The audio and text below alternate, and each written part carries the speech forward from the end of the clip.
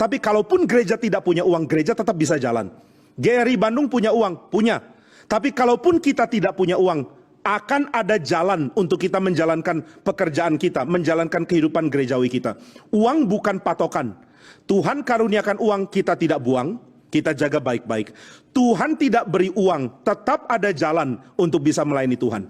Ini harus saudara dan saya sama-sama percayai. Kalau saudara jemaat saya di GRI Bandung miliki pengertian yang sama, dengan demikian kita tidak mendewakan orang yang persembahannya besar. Kita tidak mendewakan orang yang sumbang uang banyak. Saudara sumbang uang banyak, puji Tuhan, ini tanda cinta saudara kepada Tuhan. Tapi saudara tidak akan mendapatkan penghargaan lebih daripada orang-orang lain yang memberi dengan keterbatasan karena memang keadaan uangnya sangat kurang. Maka saudara, kita tidak mau mendewakan orang karena punya uang, karena dewa kita bukan uang. Gereja yang mendewakan orang karena punya uang, itu gereja dekat dengan kuasa setan. Siapa pendeta kagum sama orang kaya, pendeta itu partnernya setan.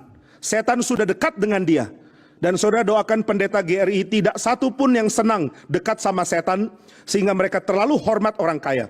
Saya seumur hidup selama pelayanan jadi pendeta tidak pernah hormat orang karena dia kaya. Saudara orang kaya, saya hina kekayaanmu, kecuali engkau cinta Tuhan.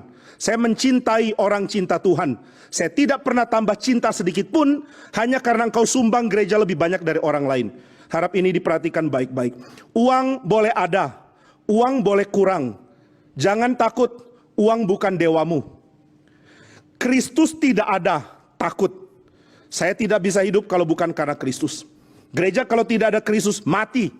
Gereja kalau tidak ada Kristus, bubar. Kristus kalau tidak hadir dalam hidup saudara, mati. Saudara mati karena tidak ada Kristus. Bukan mati karena tidak ada uang. Bukan mati karena tidak ada sehat. Bahkan bukan mati karena tidak ada nafas.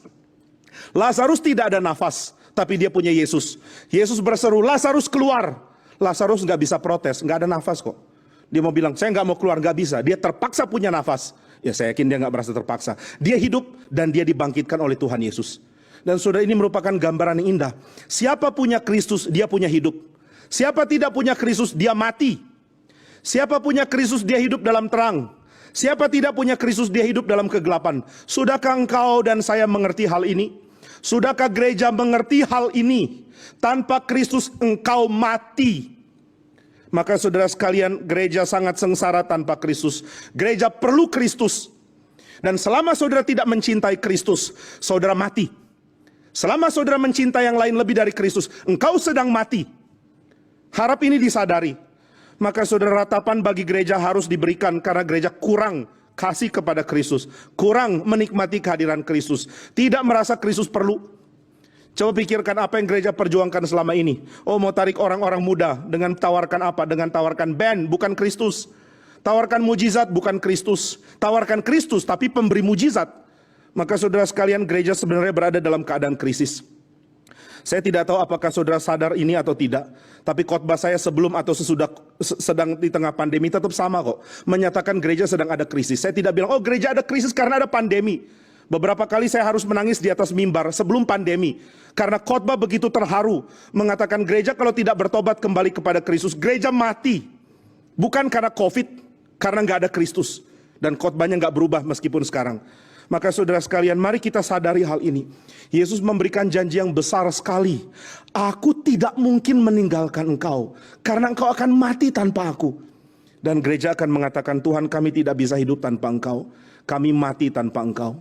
Dan Yesus mengatakan, aku akan mengirimkan penghibur yang lain, yang sama dengan aku. Allos Parakletos.